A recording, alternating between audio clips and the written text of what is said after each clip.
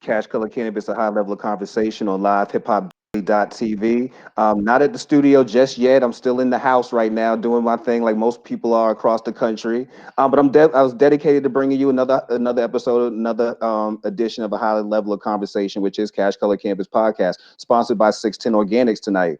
I have a special guest in the building. He was supposed to be here actually last month, I believe. Yeah, he's supposed to be here in studio, but we was just talking about how COVID-19 shut us down. So we had to do this virtually tonight. But I have my man Tauhid Chappell in the building, man. Tauhid, how you doing tonight? Hey man, I'm living. I'm blessed every Yes, you day. are. Yes, you are, man. I told you I was joking before we got on that you and Herb are down with the we ain't got a haircut crew yet. I'm struggling, man. I'm struggling, but when I get that first cut after all this, oh, it's gonna be great. I feel you, man. I feel you, man. Hey, well, before we get started and get deep into the conversation, let people know who you are and tell us a little bit about yourself. All right, for those who don't know me, my name is Tauhid Chappell. I live in Philly, the great city of Philadelphia. I work in the media. I've been part of the media for about 8 years now. I've worked in 4 years in local TV. I've worked at the Washington Post for 2 years, and then most recently I worked at the Philadelphia Inquirer, which is our local newspaper. And then I just recently just had the blessings to get another job now, which will be focusing on the intersection of how the criminal justice and carceral systems are covered by the media, and working with communities that are impacted by the criminal justice system to help kind of inform journalists on how to better cover those topics. So that change just happened recently. I'm in a new position now as a project manager, so I'm very blessed. I'm very happy right now. Hey, that's amazing, man. And you're doing amazing work, just making sure that people understand the real importance of media. Because I feel like in today's society, we downplay the importance of the Mhm. actual importance of media. We use terms like fake media and lame stream media and things like that. But we actually need the media, and we need an honest media to really keep us all sane. You know what I mean? I think you're doing an amazing job by being still part of this real media that I like to feel like I'm still part of. And what you said is really critical. Honesty.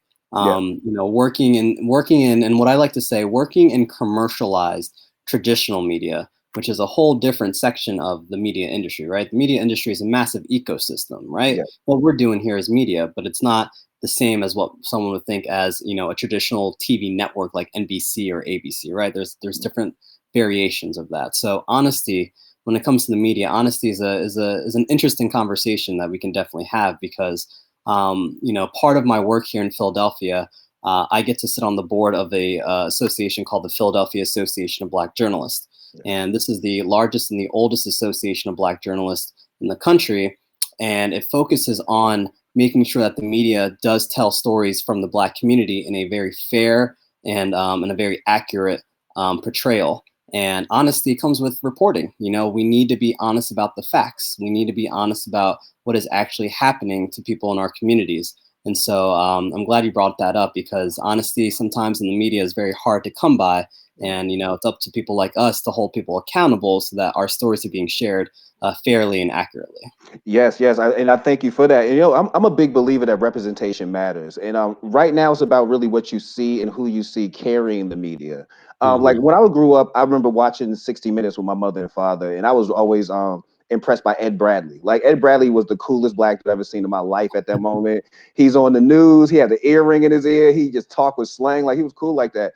And people like him inspired me to be a journalist. What inspired you to be a journalist, and like how early in your life did you know that was going to be a route you were going to take? I actually fell into journalism. I actually didn't come from a family that consumed the news really heavily. We woke up with Good Morning America, Diane Sawyer, and whatnot, but I didn't really consume a lot of media growing up. But when I went to college, visual media was kind of my entry point. I really had a fun experience shooting videos, editing, making these video clips elicit emotions and reactions from my friends. And when I got a little bit more professional in that manner, working with other students, I started going out with other students and kind of recording people's answers to our questions about business, about life, about issues. And I was told that that's a form of journalism.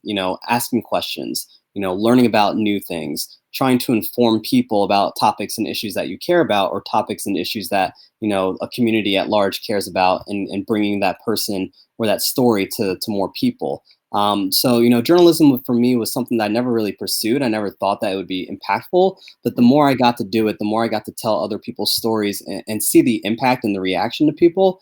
That really kind of opened my eyes. And I think, you know, with the creation of social media, I think that was even more of a calling that I had, about seeing how news and information is shared online, seeing how Facebook and Twitter and Instagram really push different stories to people who normally would have never found stories by themselves. So I was really kind of fascinated by the sharing of information and information culture around media, and how anyone can now kind of, you know, pick up a phone and share and create media on their own platforms now.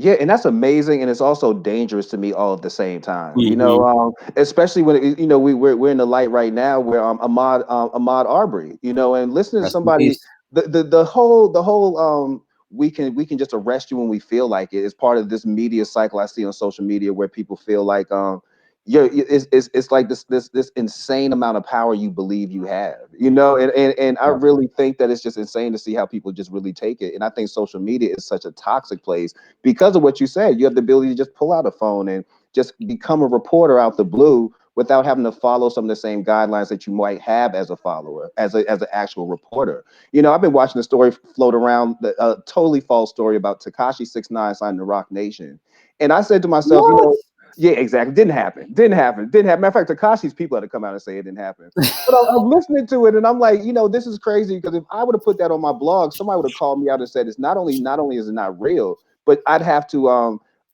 act on that. I have to speak about, you know, I put up something that was dishonest. I have to Hmm. attribute to that. You don't have to do that on social media. You can just delete a post and go about your day and never tell somebody that you put up misinformation. Yeah, you know, I think something that is very lacking, just in our general daily lives, and this doesn't come from the media either, is media literacy, is the ability to discern what is true and what's false. And also, if you want to be able to tell a story, how can you tell a story accurately? How can you actually report and find the right facts and know that they are the right facts, that the sources and the people that you're talking to aren't lying to you? I think kind of the fun part about being in journalism, or at least working in media as a professional, is working on your BS detector and kind of being able to be suspicious. I mean, saying, is that really true? Like, would Rock Nation really sign Takashi 6ix9ine knowing all the Exactly. things that he has and the history that he carries right now? Highly unlikely. But people sometimes, you know, we're not taught, we're not educated on how to pause and really evaluate information in front of us and say, is this true or is this not? And we're all guilty of it. I'm guilty of it sometimes too. And it's a work in progress. And, you know, social media is changing every time. Information is getting to people differently all the different times. So, you know, it's never like we're ever going to be fully on top of it, but we must stay informed and must be prepared on how we can kind of, you know, gauge what something's legitimate and when something's kind of BS. Yes, definitely. So, speak to us about your first professional job. What was your first professional job in the press? So of all places, I landed in Phoenix, Arizona. Not the first, not the first state that I had ever imagined. But what had happened was, in college, I had a really smart professor who's a well-known sports writer. Actually, he wrote a really well-known book about Michael Jordan called the Life, I think, of Michael Jordan. Roland Lazenby, and he came in one day and he was like, "What are you guys doing about this thing called Twitter? Because I think social media is going to change the entire game." This was in 2011.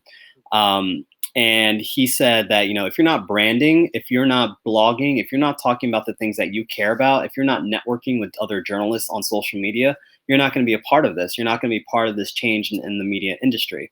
Yeah. So through him and through my kind of, you know, diving into social media, I was able to connect with some journalists who were actually creating a job at a TV station in Arizona. And so I talked to them. I said, listen, like, I'm new to social media. You know, I don't have a professional background, but I do have some internships working in local TV. I can talk your ear off about how to use social media, how to build a brand, etc. And you know, they threw me a bone. They they gave me a job offer, and I became a social media producer for a local TV station in Arizona, and that was my first job. And I did that job for 2 years. So that was quite an experience. Arizona, Beautiful weather. First off, beautiful weather for like 9 months of the year, and then it turns into 120 degrees like the other 4 months. So it was an interesting job, and it was a good experience, and it was a good way to get my foot in the door. So I have a lot to thank social media for that. Awesome. So, how did we find you in the world of cannabis? Like, what led you to into cannabis media after working in traditional media for so long? Oh, cannabis. Oh, cannabis has honestly it reignited my love for the work that I'm actually doing now, which is reframing the narratives that people thought were the truth. So with cannabis, I suffer from a chronic condition called ulcerative colitis, which is similar to Crohn's disease. And I became a patient in Arizona. That was the first time I ever even knew that cannabis was legalized for medical purposes in Arizona in 2012. So when I became a medical marijuana patient, I was very naive to the industry. I was very naive to the movement, and I didn't really understand my position or my role with trying to tell people and educate people about medical marijuana. Mhm. So when I moved around a couple times in the industry, I ended up working at the Washington Post in DC for about 2 years. I went to a journalism conference that happened to be in Denver, Colorado. And this was right after Denver had legalized cannabis for recreational use. And I was sitting listening to a cannabis panel, and there was an editor at the time called Ricardo Baca, who had worked for the Denver Post. You had interviewed him. You and I talked Yeah. about this. He had worked for the cannabis, and he got up and basically said, listen, what you know about cannabis and what you know and what you might think you know about the war on drugs is a lie. Like everything is a lie. The media played a pivotal role in sharing misinformation. The media played an instrumental role in creating and helping the government create mass incarceration because of its lies. Cannabis is not a drug, or cannabis is not illegal. It was never illegal. It should have never been a Schedule I narcotic. It was always medicine. It was always free. And more people and more journalists need to start talking about this, specifically journalists of color. We need to start talking about this because we all played a role in spreading this misinformation and ultimately harming our communities by the stigma, right? Mhm. So I was like, I have no idea what you're talking about. I didn't really understand. I learned a little bit about the war on drugs very briefly, but I didn't really know about that. And when I just started researching, when I started reading books, my eyes were open. And I think once you start understanding just kind of the overall motives behind the war on drugs, there's no going back. You have that information now, and it's almost a duty to really spread that information and saying, listen, like we were all lied to. And there's enough evidence. There's enough evidence out there to show that cannabis should have never been a Schedule I narcotic. It was made to completely destroy and decimate people of color, Black and Brown communities. It was made a narcotic to stop people in California from using it who are suffering from AIDS.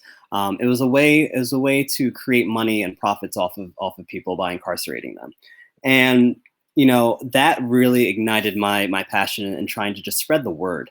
I'm a medical marijuana patient. It's still a hard conversation with some people to even have that conversation about incorporating cannabis for their own health. There's plenty of studies out there that we know that cannabis does help alleviate some pain and mitigate some pain with certain conditions. That should be an option for people. And that was an option for people. It was in the American Pharmacopoeia up until like, I think 1941, where doctors were able to prescribe tinctures of THC in cannabis. And so, it was always available up until a certain point. And it's always been kind of my intention to just say, listen, like, look at the information that's out there now. Look at all the documented information from public officials, from the government itself, from well-known experts. There's a bunch of different information from actual resources out there that will really reverse a lot of the misinformation or the stigma that comes and has been attached to cannabis since. And so using my platform, being part of the media industry, I've been really focusing on the accountability aspect and really looking at media institutions and saying, listen, these companies, these media groups have all played a role in their past, reporting. Industry have to own up to that. We have to be honest about that. Going back to that honesty thing, we have to be honest that we played a pivotal role in creating a stigma against cannabis and cannabis users, and that negatively and disproportionately impacted Black and brown communities. Yes. And so now it's up to us as, journalists or people who are interested in media to really start reversing that narrative. And I think it's it's a duty of all of us to be a part of that. So I'm just trying to get more people to realize that. I'm trying to spread the word and, hold people accountable as I do Hey, this. well, you're doing a great job. And I just Herb just gave me a message. If you can move a little bit more back into the light that you were in, just so we can make sure that we can see Yeah, you. I'm trying to, my lighting's bad in this. Here, let me see if I can move here. What they say, we're in the new world now. This is things you gotta deal with. So if you're listening to the podcast later, we're literally doing this live as well. We're getting technical difficulties solved. Here we go. Is That's that better? perfect. Yeah, that's a lot better. That's a lot better. I thought you made a great point. And one of the things I really believe is that representation really does matter in media when it comes to bringing people of color or getting people of color involved in anything. And representation from higher levels, from ownership and from just being a face of something is important. Do you share that same view that seeing more people of color like yourself and like myself even having podcasts, having media outlets, or even taking the reins and saying that trying to hold different media outlets accountable, just being that media, having more people of color in media will do that and help bring more people of color into the space, especially cannabis. It is a necessity. Yep. It is an ultimate necessity to be reflective of the communities that we're trying to cover. If the media wants to diversify its readership, diversify its audience, and reach new people in different communities, then it needs to bring people, especially people from those communities, into the fold and equip them to become reporters, equip them to become producers, and train them on how to create media and talk about the issues that lead to change. The media historically has been terrible at diversity. It is still terrible in diversity. If you check, there is a ASNE survey where they do a yearly survey of newsrooms to talk about their diversity numbers. We're woefully behind in any sort of representation, whether it's people of color, whether it's the wage gap between men and women, or LGBTQIA. There's a lack of diversity everywhere in this industry, and that type of that lacking of diversity is so reflective in our coverage. It's Yeah. it's every day we see what happens when there's no diversity. We see what happens when there's a lack of diversity, when people of color do not get to have the opportunity to tell their stories. There is a Brookings Institute story covering kind of the projection of the US Census in 2050, I believe. There's going to be more people of color than white people in this country by 2050. So, what is the media going to look like then?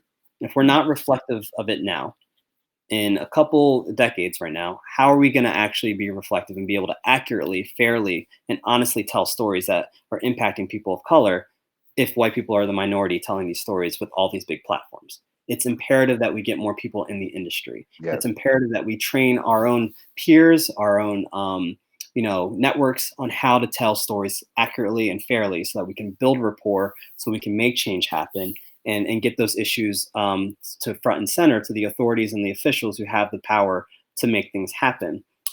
It's sad. There was and you probably know about this too, the Kerner Commission came out more than 50 years ago, Mhm. where Lyndon B. Johnson was trying to understand the protest and the fallout happening from the civil rights movement following the assassination of Dr. Martin Luther King. He got a commission together and said, listen, like, why were all these types of outbreaks happening around the country, specifically in urban populations? Yeah. And the Kerner Commission came back and said most of this can be attributed to a lack of diversity within the media, a stereotyping of these outbreaks, and literally falsifying information that the media passed as truth, and that completely swayed public opinion on Black and brown communities. And one of the call from the Kerner Commission was to get more Black people into the media industry, was to train Black journalists so they could actually tell these stories accurately and have a better portrayal of their communities, so that there wasn't so much backlash and there wasn't so much tension, these racial tensions between white and Black communities. The Kerner Commission came out 50 years ago, and it came out with strict guidelines and approaches on how to do this. The industry has not even made any sort of attempt. We've No. added a couple of people of color, from time to time. The problem is that we bring in journalists of color and we put them at the low end of the totem pole, and they don't rise. You know, Or you make them assign only things of color. Like there's no ability for you to ever branch out past what you look like as far as coverage. yeah, There's also yeah. that. And so, you know, the diversity conversation is a conversation about power. It's a conversation about who gets to actually control the narrative. It's a conversation about how do you convince people who are in power, mostly old white men, that we need to be focusing on these issues this way because this is the best way to tell it. This is the most accurate and fair way to tell it. It's always a conversation about struggle, about power.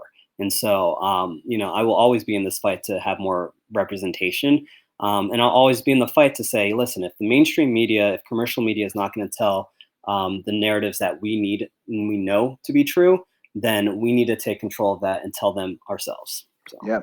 Part of that for you is Color of Cannabis. Like I remember when I first heard about the event, I thought it was amazing because again, we're bringing together media people in media to speak about exactly what we were just talking about right there, how we could bring more people of color into this space. Speak mhm. to us about the Color of Cannabis and why you felt it was necessary.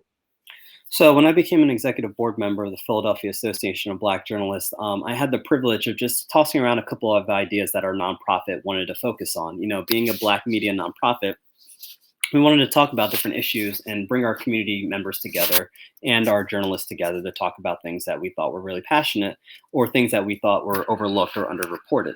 And so, me being a cannabis patient, I said, listen, like, you know, medical marijuana is still very fresh in the state of Pennsylvania. In Philadelphia, with a 44% Black population, with a 25% poverty rate, there's a lot of conversations that are happening about the impact of medical marijuana and the future impact of what legalization of cannabis could look like, because we know that's not going to be equal for everybody. And we know that people who want to get into the industry are not going to be able to get into the industry for a myriad of reasons. And so the board was like, yeah, sure. Like you're very passionate about it. You know, you have the experts and people that you know in your network. You know, let's put something together. And you know, I don't think anyone was expecting us to do a day long conference, but I just had the network and I had the people that I had met and talked to for a while to say, hey, listen, like, can you come down to Philly for one day and just like lay the groundwork?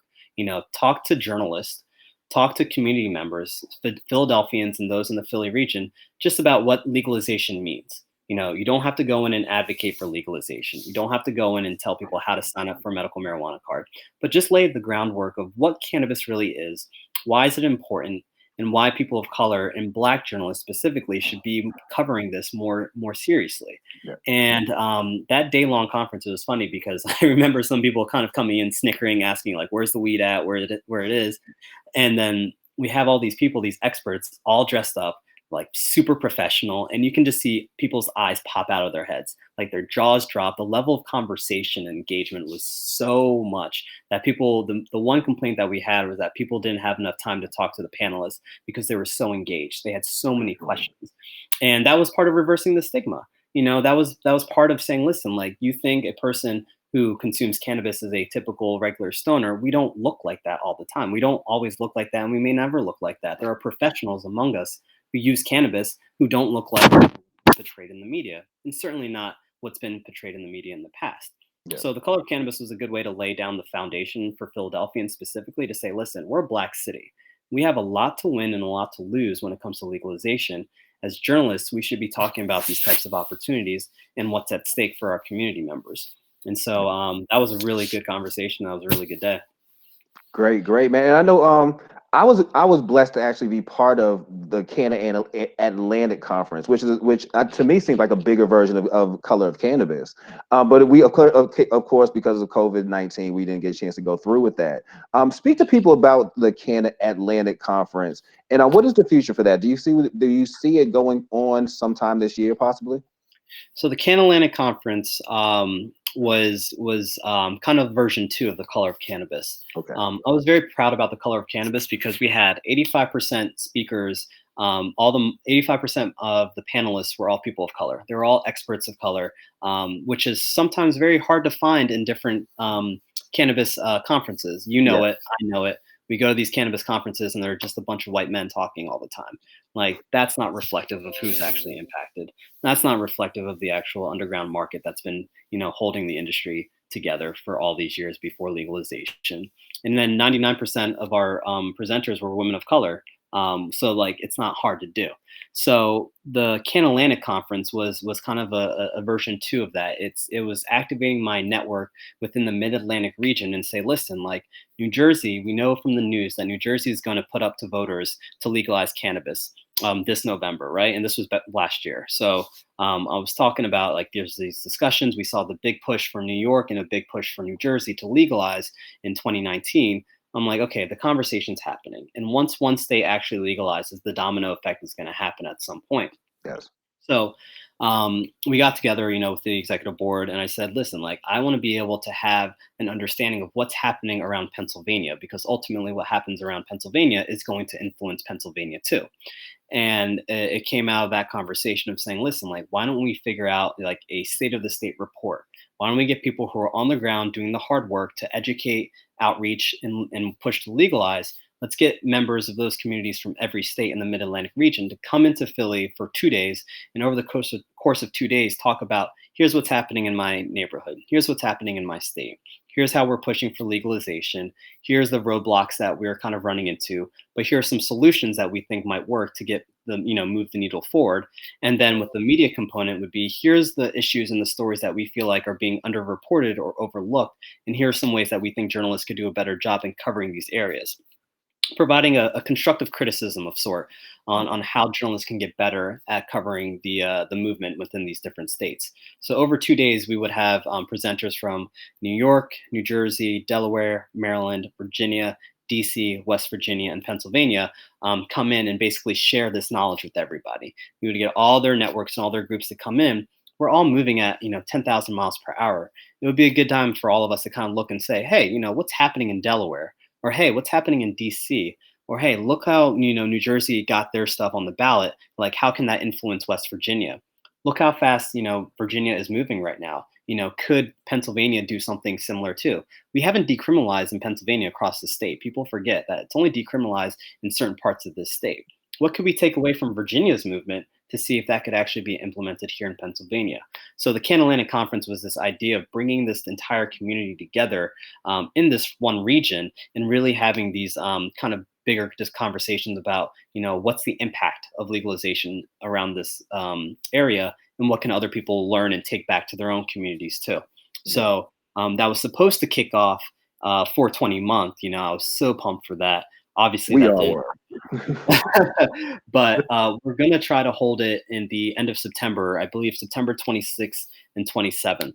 What that looks like, depends on when this pandemic decides to stop. But, ultimately, there's probably the best opportunities to, hold a virtual conference and still get those presenters to have a space to talk about what's happening in their states. I had a really good opportunity to just work with so many good stakeholders, and the presentations we're working on were amazing. They were jam-packed full of information that will be updated, and it'll be pretty easily easily presentable to people. So I would hope that we can do something physically in terms of everyone congregating in the space, but ultimately if the pandemic keeps going, we'll probably have to fall back into a virtual session, so to speak. But to be determined, and we'll see as it gets closer. Well, my fingers are crossed because I definitely want to be in the presence of some of these people. It's cool to do stuff virtual, but it really is. You really underestimate the power it is that you have when you're around people. Mhm. And you don't really. I guess most people realize that now, due to quarantine, being that with someone of us are stuck by either by themselves or stuck in a place where you're not around so many people. But Yeah. I am needing that energy, man. So hopefully that does come back and we're all together in September and able to have these We had such a conversations together. powerhouse lineup. I mean, you were a keynote speaker. I mean, we have such a powerhouse lineup of people that thankfully a lot of the sponsors, a lot of the speakers and presenters were all ready to still do this. So I'm just grateful to still have that support, and I'm looking forward to uplifting everybody and in any way, shape, or form that this comes out to be. That's what's up, man. So what advice would you give to somebody who say wanted to get into media from the cannabis side, who's coming out of school right now and they're thinking to themselves that their best path right now would be trying to tackle something in the cannabis space? What would your advice be to them as far as how to what track to take? So, first advice that I tell everyone is do your research. Like, Yeah. do your research about cannabis. Know the war on drugs. Read a couple books. I mean, I have a bunch of book recommendations that I would give out to anybody. Three of them first off being The New Jim Crow, which is a good, Yes. intersection of criminal justice and cannabis, because that's mentioned a lot. Smoke Signals by Martin Lee, who is actually the uh, co-founder of Project CBD. It's a great website about CBD. But Smoke Signals was by far one of the most dense but most heavily researched books that I've ever read. And then The Emperor Wears No Clothes by Jack Herrera. Rest in peace to that guy. Very, very kind of like all over the place in that book, but it does a really good job at kind of just showing the hypocrisy of the government and the media on how it came as it pertains to cannabis use and facts around cannabis and hemp. But do your research first, right? Second, network, network, network. Reach out to people like you, talk about, hey, what are you doing in this space? How can I get involved? How can I participate? How can I support? Look for people who are looking for writers, looking for people to produce content as well. Follow journalists who are doing this type of work. Dan Adams up in the Boston Globe. The Boston Globe has one of the best cannabis teams that I've ever seen in the country. Politico has a new team that just came out that talks about cannabis from the policy perspective at the federal and the state level. Look at what journalists are doing, look at what other media professionals are doing, and emulate. Create a blog. As you're looking for jobs, as you're pitching ideas, connect with different freelancers and talk about, hey, what are some issues that are not being covered? What are some issues that I could be working on or reporting on, and lend a hand, because those types of connections are going to go a very long way. I got a lot of the jobs that I got in the media because of those connections that I made on social media. No joke. A lot of these job opportunities come because of the personal connections that you make with people in the industry. So if you're really hell bent on being on or being in the media, then make those connections on with journalists. Get on Twitter. Get used to seeing all this information, finding information, doing research, writing on your own, getting people to look at your work. It's a grind. You know this. I know this. It's a Yeah. grind. Sometimes you have to produce, stay on top of the news. But ultimately, if you're really in for this, then this is going to feel second nature to you. And the connections and the people that you make and the information that you get to have and read and the stories you get to tell really make everything worth it in my eyes. Yeah. We haven't gotten into your consumption habits, man. Are you a consumer of cannabis and how do you consume? Like, what's your favorite ways to consume if you are? Am I a consumer? You gotta Of course. ask people. You really gotta ask people sometimes. Hey, I don't want to assume that you smoke, and I'm sitting here about to give you run down a bunch of weed questions. Oh, yeah. So currently with COVID-19, I've been scaling back on my vaping. I'm a big vapor. I love Hmm. vaping. I have a desktop vape that's amazing. It's called the Extreme Q. It was the first desktop vape I actually ever consumed cannabis off of with my uncle in California. Oh my God. I was like, I gotta buy this. So I've always had that. I've also had the PAX 2, which is a great little vape that you can take to go. Yeah. I actually just started dabbling in what's it called, edibles. I started making my own gummies. I use the Levo machine, and then I use the Ardent decarboxylator to activate my cannabis. And so I've been making some gummies to hold me over. Make some infused cannabis oil from coconut oil as well. So yeah, I've been dabbling and moving more into edibles for the time being. That's what's up. So, do you like consuming flower like joints, blunts, or anything like that? Or are you strictly with vaping and edibles? Oh, I mean, I'm never gonna say no to a blunt. No, I'm never. I would never Or say no. wait. In this atmosphere, you might want to say no until we understand what everything that's going Yeah, on. yeah. I'm not gonna be sharing any blunts anytime soon. I wish I could roll blunts better. I really can't roll blunts as well as I really want to. Yeah. But yeah, I consume mostly, mostly vaporizing, just because I love the fact that you can really taste the terpenes. The terpene profile is a lot Oh yeah. more emphasized, and you're not combusting, and you can use vape weed for later too. So I like the kind of like rationing it. Um, but yeah, preferred is vaporizing. I like edibles when I make it. I know kind of like the dosage, and then blunts right after that too. That's what it is. Also, a shameless plug: if you are shopping Ardent Cannabis, make sure you use promo code Cash Color Cannabis when you check out Oh, for a discount. shout out to Chanel Lindsay. She is an OG doing the hard work. Shout out to her. Definitely. She's a fellow Bostonian like myself, so definitely shout out to Chanel. I guess I got a couple more questions for you, and I'm gonna let you get about the rest of your day here, man. Talk to Philadelphia is a very important city for America and for Black people overall. How is Hmm. the city of brotherly love dealing with these new cannabis laws that are popping up? So there's a whole lot of opportunity here, and just in terms of the medical marijuana aspect of it, there are 1.6 million people in this city, right? 44% Black population. There is such a big opportunity to get people registered as medical marijuana patients. The city decriminalized. I believe it was the first big city to decriminalize cannabis possession. You still get a fine if you're consuming in public and whatnot, but it was a big push to help lower incarceration rates simply off of cannabis possession and consumption in public.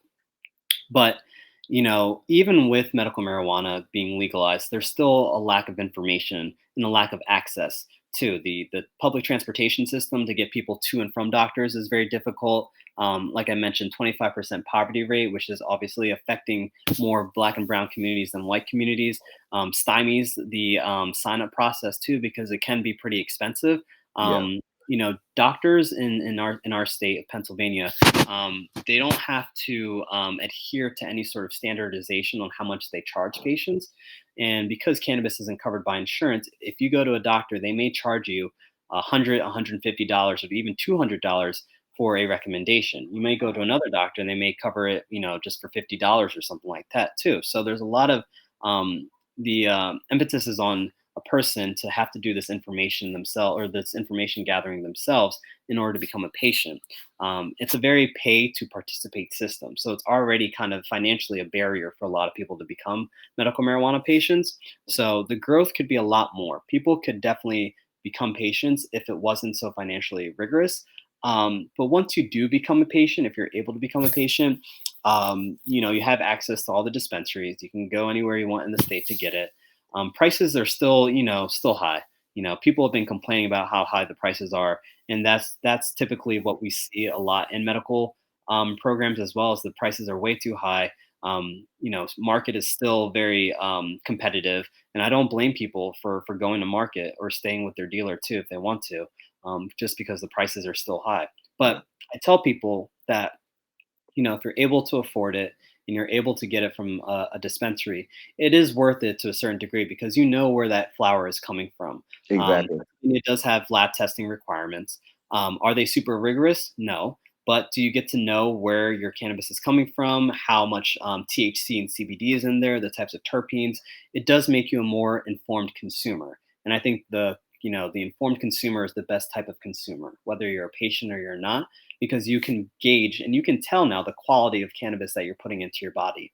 And if you're someone like me with a condition that, really, you have to be really meticulous about what you put in your body, it's a safer mechanism for you to get what you need to alleviate your pain without knowing what types of chemicals or pesticides or something like that you may not know of. Yeah. So, the program has been increasing. I forget what the actual number is now, with signups. And COVID-19 has actually made it a little bit easier for people to get cannabis in a way. Um, Basically, back in the day before the pandemic, a caregiver could only have 5 patients registered to them to get their cannabis and deliver. Now, a caregiver can have as many medical marijuana patients they want, and they can go out, get their cannabis, and then deliver it to a person. Good. We have curbside pickup now at dispensaries where bud tenders can go out of the dispensary, get orders, come back, and then deliver it straight to the curb. And there's a push to get delivery now, so that dispensaries can now actually send out cars and everything like that to actually deliver. We don't have a delivery system set up. There's also a push in Pennsylvania, low key, but one that's always a very popular conversation is home grow. There's patients out there who can't have access, who can't drive to the dispensary, where they don't know a caregiver, within reaching distance to get them cannabis. There's an opportunity for growing as well. Pennsylvania is a very big farm state. There's a huge amount of people with land out in the western part, but that hasn't really pushed and that hasn't really moved at the state level yet. But those conversations are happening right now. Good, good, man. What do you want to be remembered for when it's all said and done, or when you ever feel like you're done being a trailblazing journalist? What do you want to be remembered for the most? I want to be remembered. So I think the conference, the Color of Cannabis and the Can Atlantic conference, is something that I think is part of this mission. I don't like being in the limelight. I don't like being front of center. I don't like being, in front of the camera. I'm a very shy person by nature. I like to be under the radar. But I like to be the person that, when someone, goes to a program, goes to an event that I organize, that they come back, whether it's 3 months, 6 months, years from now, and they come back to me and say, hey, if it wasn't for your event, I would have never met this person. If it wasn't for your event, I would have never been inspired to do this. If it wasn't for your event or your connections, I would have never had this positive outlook or positive, impact on my life. And, I just want to be known for helping people improve their lives. One thing that I was really excited about for the Can Atlantic Conference, specifically for April, is that we were going to have an on-site expungement clinic. So people who had records that might have had the opportunity to get the process of being expunged, they could have started it at my cannabis conference, and by the end of the year, if they were in the state of Pennsylvania, by the end of the year, they might have had their records expunged. I'm really looking forward to getting people's records expunged so they never have to carry the weight of something so dubious as a cannabis-related offense that should have never been on the record to begin with. So, when it comes to legacy or remembrance, is that I want to make an impact that helps people's lives for the better. Brother, you're doing amazing work, man. Let people know how they can find you online if they ever wanted to connect with you and just learn more about what you're doing, or if they're even in the area of Philadelphia and they just want to make sure they network with you. How can they connect with you online? I'm all over the internet at this point. If you type in on Google Tauhid, last name Chappell, I'm gonna pop up. Like, my SEO game is strong. Like, I make sure of that. That's what's up, man. You know what's crazy? This has been a John-free interview for somebody who lives in Philly, man. I haven't heard the word John come out your mouth yet. I honestly, I feel like, I grew up, so I was born and raised in South Jersey, right? In Sicklerville, Camden County. Shout out to the 856. But, I did most of my education in Virginia and stuff. When I came back to Philly, I was very accepted by the Philly community, because if you're from Jersey, from South Jersey specifically, you're part of the community. But the lingo, with John, like, I feel like that's for Philadelphians. I feel like it's a like language appropriation if I say it. I'm like, I'm not from Philly in that sense. Like, I'm not from here, from this city, to really like make that my own. But I hear that from everybody, though. Like, it'll eventually come out. If I'm talking with someone from Philly, like, it might slip out. But like, I don't really drop it too often. Bro, I had to get a John tutorial one time from a friend of mine down here in Philly, because I was like, bro, does it mean everything? Like, does everything to John is John at one everything. point? Anything and everything. It's a John. It's whatever. That's what's up, man. Philly, I gotta be in Philly one day, man, just so I could experience this energy. I've never been to Philadelphia. Oh, it's honestly, it's such an underrated and overlooked city. People look at DC, people look at New York. Why I love doing the things that I do in cannabis is because it's to put Philly on the map. Because there's so many amazing people in this city that are doing the hard work. Movements that you see in other states that are already progressing. These people are doing it from the ground up, and it's just now it's cultivating. It's growing bigger, and I want to put people on the map. I want to show people that Philadelphia is where it's at. Philadelphia, when we're talking about social equity, if we're talking about economic empowerment, if we're talking about reparations, that Philly is leading that conversation. I want to make sure people know that that's happening here. Great, man. Well, I appreciate your time tonight. We definitely will link up soon in the future. But I do appreciate you for coming through on and being a guest for the podcast tonight. Oh man, dude. Hey, listen, I really appreciate the work that you've been doing. You inspire me to keep pushing. The work that you've been doing. Like, when I first called you, man, I was so hyped because, I'm just happy that someone is doing this type of work and getting the word out and spreading the information. And I'm inspired by you. So keep doing this, man. I really appreciate it. No doubt. I appreciate your time, man. That's Color of Cannabis, a high level of conversation on LivehiphopDaily.tv, sponsored by 610 Organics. We out. Appreciate your time today.